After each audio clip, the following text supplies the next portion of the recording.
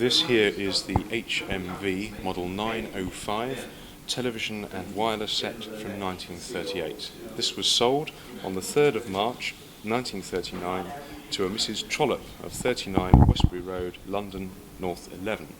This is the original guarantee which is with this set.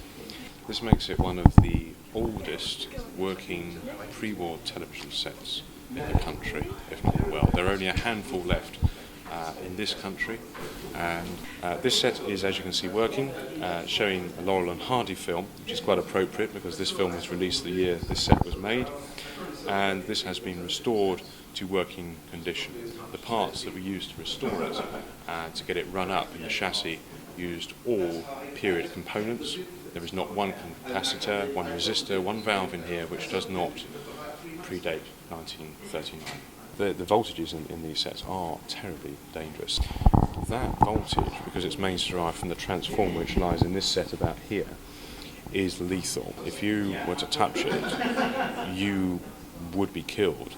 And many a television engineer working at the time were all they found was a pair of shoes on the floor. I spoke to somebody yesterday who worked for Marconi EMI in the mid-1940s, and there was a story there of a tube that imploded on the test bench, and he accidentally touched the HT leads, and all they found was half a tyre, 2 shoes, and part of a trouser leg seam. So if anyone out there is lucky enough to own a pre-war television, or indeed one that was made up until the 1960s, early 1960s, the worst thing you can do is to plug it in and to see what happens, and do not do it with the back removed, because the voltages inside are very dangerous. That is the original tube in there. This is a 7-inch tube.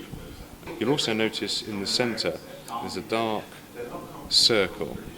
That's called an iron burn, ION, which is the beam from the gun at the back of the tube, which fires the electrons towards the phosphor screen, and that just affects the circle on the front.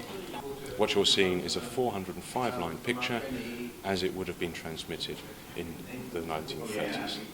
A truly immense piece of engineering, and quite small by their standards, considering that the larger televisions were strictly floor standing with a mirror in the lid because the tube was so long.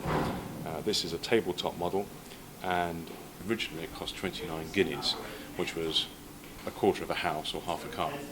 What's it expected to fetch? The estimate is £2,500 to £3,500, which in our view is quite a conservative estimate, bearing in mind that so few televisions were made before 1939 and fewer were sold. This one was not only made, sold, but also still works today in 2009.